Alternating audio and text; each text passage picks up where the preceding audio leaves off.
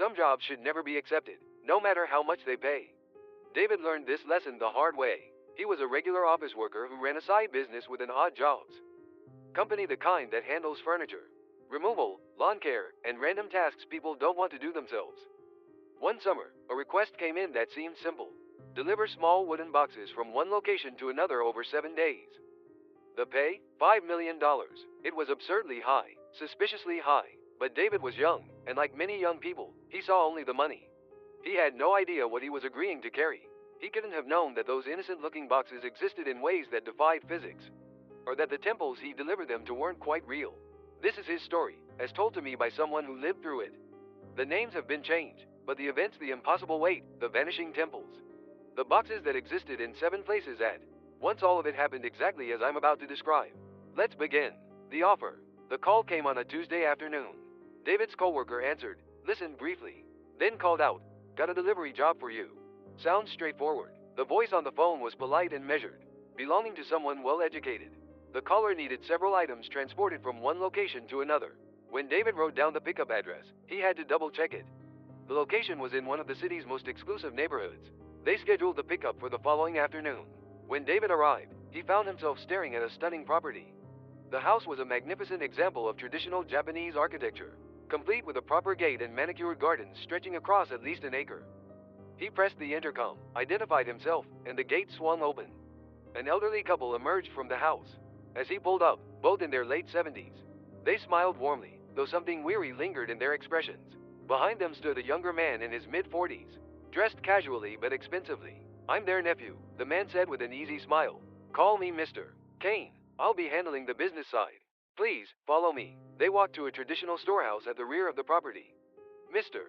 Kane unlocked the heavy door and led David inside. The interior was cool and dry. Wooden boxes sat in neat rows on sturdy shelves, 42 boxes in total, each about 4 inches on each side, small enough to fit in your palm. Each box featured intricate painted patterns and had nails driven through all 4 corners of the lid, securing it tightly to the base. These boxes need to be delivered to a specific location, Mr. Kane explained. Each contains paper documents, family records that must be properly stored. However, you must wear gloves when handling them. Never touch them with bare hands. Why gloves? David asked. The boxes are coated with traditional lacquer and a preservative chemical. Some people's skin reacts badly, causes severe rashes. It's just a precaution. David pulled on his work gloves and picked up one of the boxes. Surprisingly light, he shook it gently near his ear. No sound. The paper inside is pressed flat against the interior walls, Mr. Kane said. That's why nothing shifts. Then came the unusual conditions. All 42 boxes cannot be transported at once. The delivery must be split across 7 days, with exactly 6 boxes each day.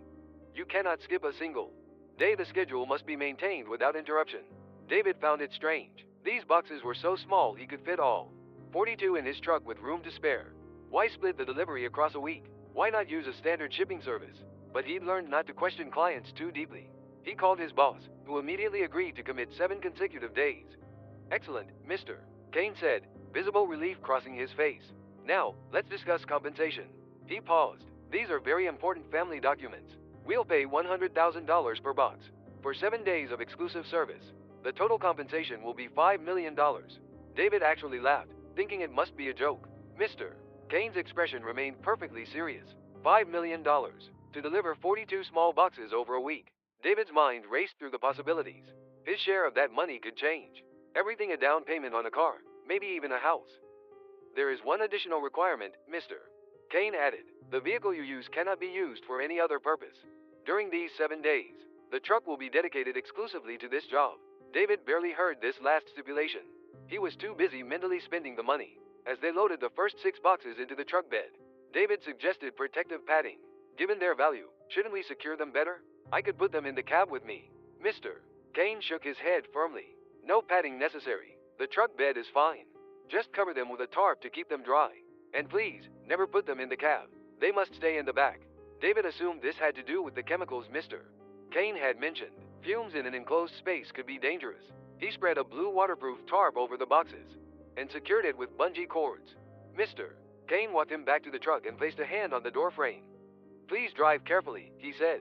There was something in his voice beyond ordinary courtesy, an urgency, almost a plea. David assured him that he would, then started the engine.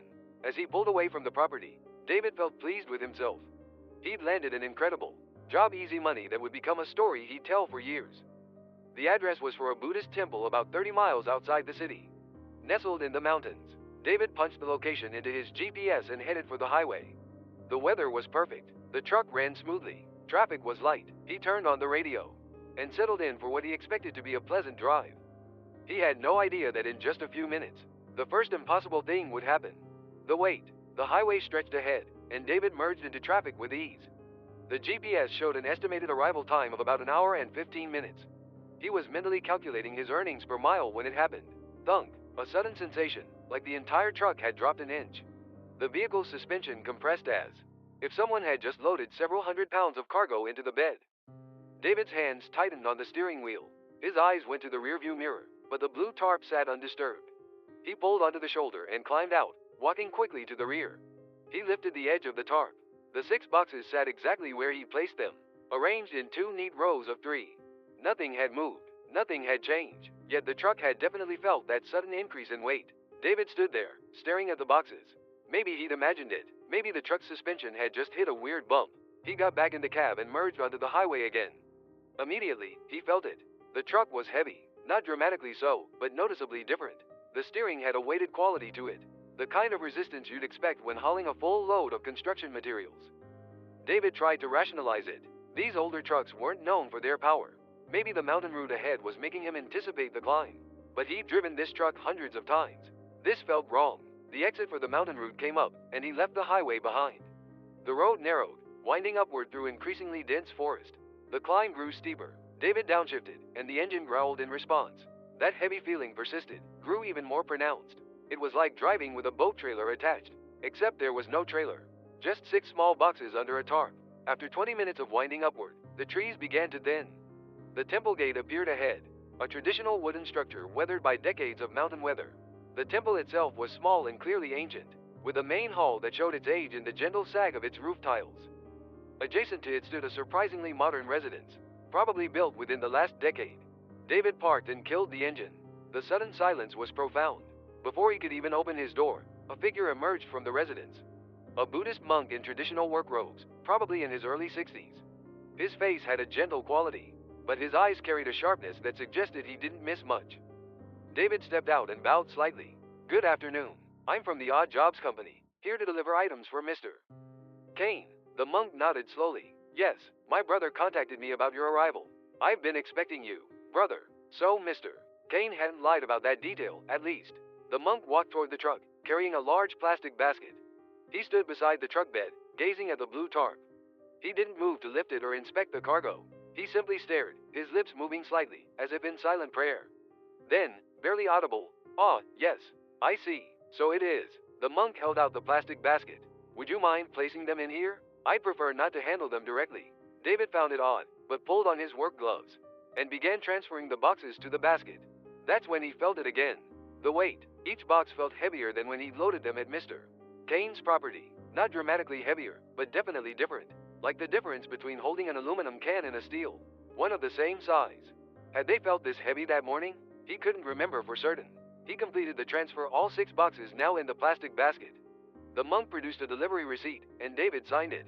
"Will the same time work tomorrow?" David asked. The monk smiled warmly. "Yes, that would be perfect. Thank you for your service." Then something unexpected happened. The monk reached out and placed his hand on David's shoulder. Before David could react, the monk patted his shoulder twice, firmly but not roughly. "For safe travels," the monk said simply. David stammered his thanks, caught off guard. But the gesture had felt deliberate, purposeful. The monk's expression had been too focused. Was it really about traffic safety? Or something else entirely? The word came unbidden: purification. David pushed the thought away and said his goodbyes. As he drove away from the temple, he experienced something that shocked him more than anything so far. The truck felt light, extraordinarily light, almost unnaturally light. Yes, he was heading downhill now. Gravity would assist. But this was different. This was like driving an empty vehicle. As if those 6 boxes had weighed hundreds of pounds and their absence had transformed the truck entirely. David tested the brakes at the first curve, and they responded with almost excessive sensitivity.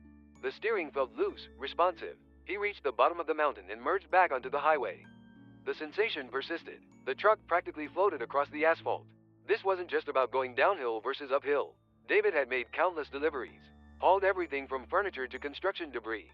He knew how a truck should feel when loaded and when empty. This felt wrong. The math didn't add up. 6 small boxes, each weighing perhaps a pound at most. Dropping off 6 pounds of cargo should not create this dramatic a difference. It shouldn't be noticeable at all. Yet the change was undeniable. By the time he pulled into the company parking lot, David had convinced himself he was overthinking everything. Stress could do weird things to perception. Maybe anxiety about handling such a high value job had manifested as physical sensations. Inside the office, his boss looked up and grinned. "How'd it go?" "Smooth," David reported. "No problems at all." "Excellent," the boss said, rubbing his hands together. 6 more days of this and we'll all be celebrating."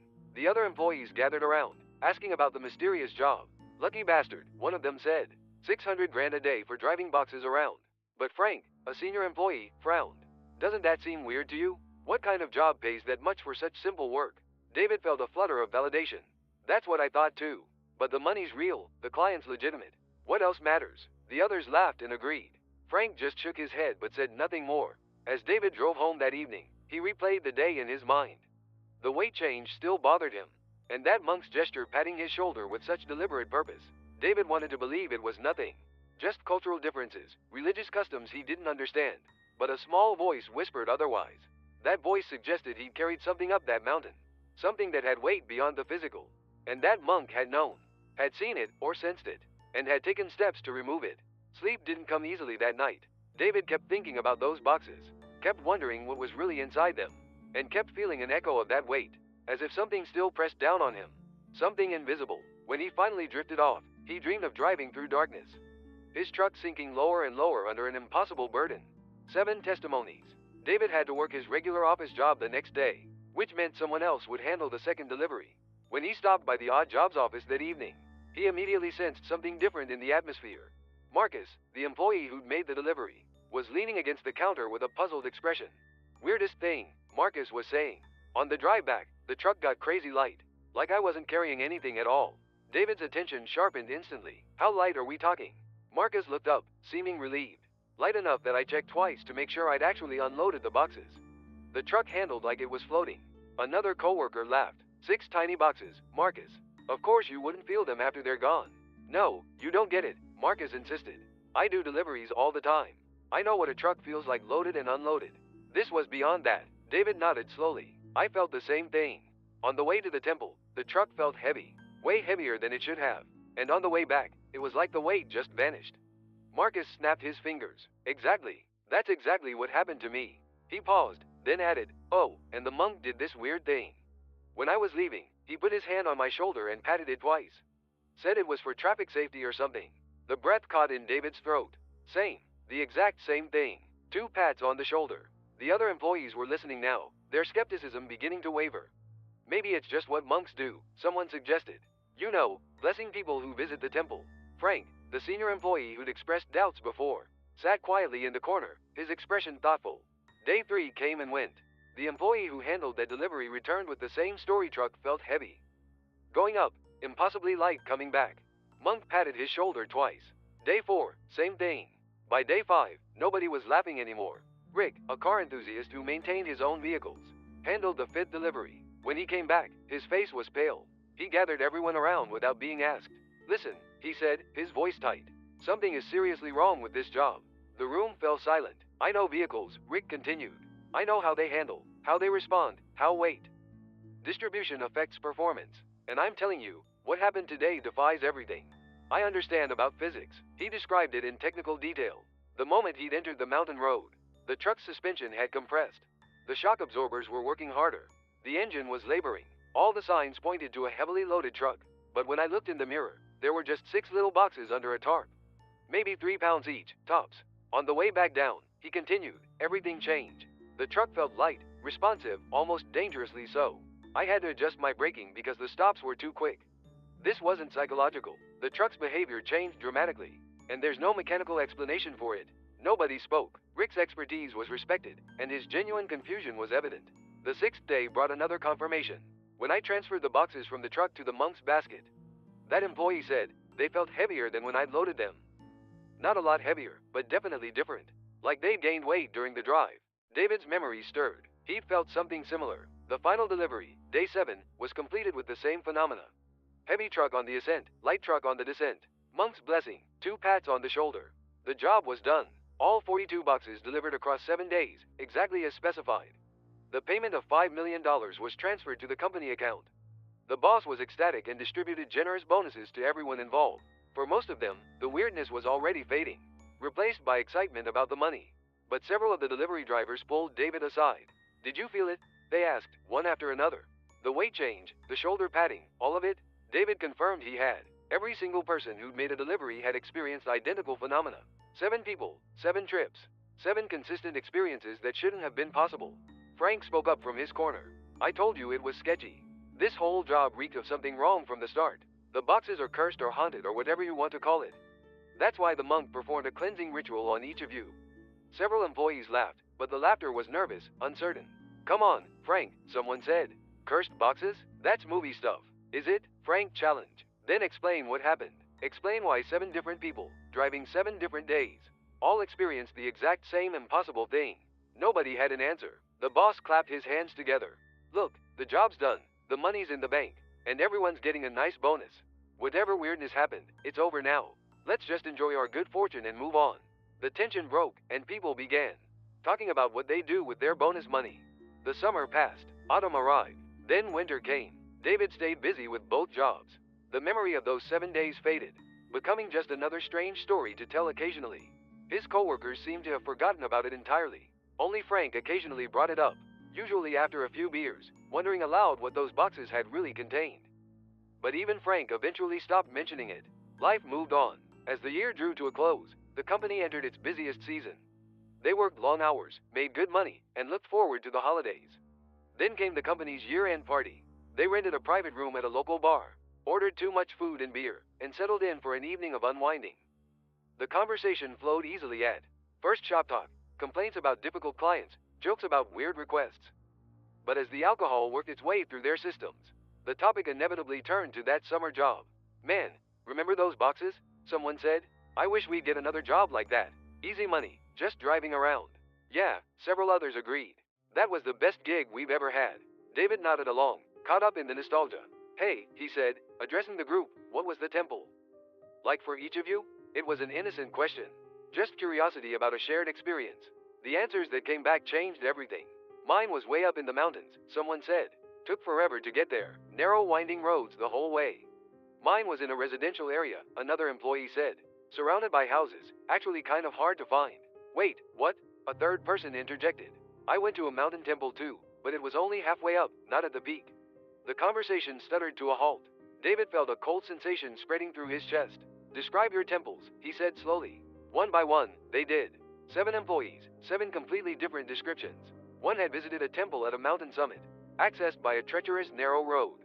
Another had found a temple in a suburban neighborhood, tucked between modern homes. A third had gone to a riverside location with the temple backed by a flowing stream. The descriptions diverged wildly. Different landscapes, different architecture, different sizes. The only constants were the monk in work robes, the plastic basket, and the shoulder blessing. Frank leaned forward, his face grim. Hold on. Didn't Mr. Kane tell you all that the temple was his family temple? His brother's place? Murmurs of agreement circled the table. That's what he told me, David confirmed. Me too, said Marcus. All 7 had received the same explanation. But 7 different temples couldn't all be Mr. Kane's family property. Frank's voice dropped to barely above a whisper. I told you this job was wrong. Those temples probably never existed. What are you talking about? Someone demanded. We all went there. We all saw them. Did you? Frank challenged. Or did you see what you were supposed to see? The silence that followed was profound and uncomfortable. We need to go back, someone said suddenly. We need to check. Visit Mr. Kane's house. Visit the temples. See what's actually there. The suggestion hung in the air. Then, one by one, heads nodded. Let's go tomorrow, Marcus said. All of us. We'll get answers. The party ended shortly after. The celebratory mood completely evaporated. They agreed to meet the next morning and visit both Mr. Kane's property and as many of the temple locations as they could reach. David drove home in silence, his thoughts churning. Part of him wanted to believe there was a rational explanation. Maybe they'd all misremembered the locations. Maybe the temples were branches of the same organization. But another part of him knew they were about to discover something terrible. He barely slept that night. Because once you know the truth, you can't unknow it. And the truth was waiting for them. The investigation. 7 vehicles formed a small convoy the next morning, heading toward the affluent neighborhood where Mr. Kane's property was located. David led the way, having been the first to make the delivery. Frank rode with him, neither of them speaking much during the drive. What do you think we're going to find? David finally asked. Frank stared out the window. Nothing good. Jobs that pay $5 million for a week's work. Don't end with happy explanations. They reached the neighborhood within 40 minutes. David navigated the familiar streets, past the expensive homes with their manicured lawns and luxury vehicles. Then he turned onto the road where Mr. Kane's property should have been. His foot hit the brake instinctively. Behind him, the other vehicles slowed to a stop. Everyone climbed out, standing in a loose group on the sidewalk. Nobody spoke. Where the magnificent Japanese-style house had stood, where the storehouse had contained those 42 boxes, there was now only an empty lot. Not a vacant lot awaiting development. This was abandoned land, overgrown, with weeds that had clearly been there for years. Dead grass from the winter cold covered the ground in brown patches. Bare trees stood at odd angles. There was no foundation, no remnant of construction, no indication that anything had ever been built on this spot. Marcus was the first to find his voice. This is the right address, isn't it? David checked his phone, pulling up the location he'd saved back in summer. This is it, the exact coordinates. But how? Someone else asked. We all came here. We all saw the house, the storehouse, everything. Maybe they tore it down, another employee suggested weakly. In just a few months? Frank countered, and removed every trace, even the foundation? Look at those weeds, they've been growing for years. David walked onto the property, his shoes crunching through the dead vegetation. The others followed, fanning out across the lot, hoping to find some evidence of what they'd witnessed. But there was nothing. No fragments of wood, no stones from a garden path, no indication of recent demolition. Just an empty lot that appeared to have been empty for a very long time. David pulled out his phone again and found the photos he'd taken that first day. He'd snapped a few pictures of the impressive house. He opened the photo gallery. His blood ran cold. The photos were there, but they showed nothing. Where the house should have been, there was only the same overgrown lot they were standing in now. The images showed dead grass, bare trees, empty land. He'd photographed nothing at all. David, what's wrong? Frank asked, noticing his expression. Wordlessly, David held out his phone. The others gathered around, and one by one, their faces went pale. I took pictures too, Marcus said, fumbling for his own phone. His photos showed the same thing, an abandoned lot, nothing more. Two other employees checked their phones, finding identical results. We need to check the temples, Frank said. Now, they divided up, each driver heading to the location where they delivered the boxes. David input the address of the mountain temple into his GPS and started driving. Frank remained with him, silent and tense. The drive felt longer than David remembered. They reached the base of the mountain and began the winding ascent. About halfway up, they encountered a roadblock. Orange cones and a sign warned of dangerous conditions ahead. Ice on the road, travel not recommended. David stopped the truck but didn't need to go further. From here, he could see up the mountain to where the temple should have been. There was no temple, no gate, no main hall, no modern residence. Just forest, unbroken and wild. His phone buzzed with incoming messages. The other drivers were reporting similar findings. Temple's not here, just an old abandoned shrine. No temple, only ruins of something that might have been a building decades ago. Found a small shrine hall, barely standing, no monk, no residence, nothing. One by one, the reports came in, each more disturbing than the last. Frank read them aloud as they appeared, his voice growing quieter with each message. David turned the truck around and headed back down the mountain. They agreed to meet at one of the shrine locations, the one closest to the city. An hour later, all 7 vehicles were parked near a small, dilapidated structure that barely qualified as a building. The shrine hall was tiny, maybe 12 feet by 12 feet, with walls that had rotted through in places. The roof sagged dangerously. Crude stone steps led to a door that hung crooked on its hinges. This was one of the temples where someone had delivered boxes, but it clearly hadn't housed a monk or anyone else in many years. Should we go inside? Marcus asked. Nobody moved for a long moment. Then Frank stepped forward. We came here for answers. Might as well see this through. He climbed the stone steps carefully, testing each one. The door resisted when he pulled, swollen from moisture and age, but eventually gave way with a groan. The others followed him into the shrine's dim interior. The smell hit them first, musty decay, old wood, and something else underneath. As their eyes adjusted to the darkness, shapes began to resolve from the gloom. And then they saw them. The boxes, 6 of them, arranged in 2 neat rows of 3, sitting in the center of the shrine floor. For several heartbeats, nobody breathed. Marcus took a step forward, then stopped. Are those? David moved closer, pulling out his phone to use as a flashlight. The beam illuminated the boxes, and there was no mistaking them. The same painted patterns, the same size, the same nails driven through the corners of each lid. 6 boxes, But as David swept his light around the shrine's interior, he saw more boxes along the walls, stacked carefully. He counted quickly 42 in total. All 42 boxes that had been stored in Mr. Kane's warehouse, that they delivered over 7 days, were here. Together, in this one location. That's impossible, someone whispered. I delivered my boxes to a completely different place. I never came here. We all delivered to different locations, Marcus said, his voice shaking. But they're all here, all of them. David's light caught something else, the floor beneath the boxes. The wooden floorboards were warped, bent downward under tremendous weight. Some boards had cracked, others had splintered, and the entire section where the boxes sat had sagged several inches below the rest of the shrine. It looked like someone had placed an enormous boulder there, and left it for months. But these were just small wooden boxes. Unless they weren't. Unless the weight they'd felt while driving was real. Was still real. Check the other shrines, Frank said suddenly. We need to check all of them. Over the next several hours, they visited every location where boxes had been delivered. Each shrine told the same story. Small, dilapidated, clearly abandoned for years. And in each one, 42 boxes. Not 6, not 7 times 6, but 42 complete sets. 7 shrines, 42 boxes each. 294 boxes total. But they'd only transported 42. Frank was the one who finally voiced what they were all thinking. We carried the same 42 boxes 7 times. To 7 different places. Except they weren't different places. His voice dropped to barely above a whisper. They were the same place. Existing in 7 different locations simultaneously. The implications were too vast to fully comprehend.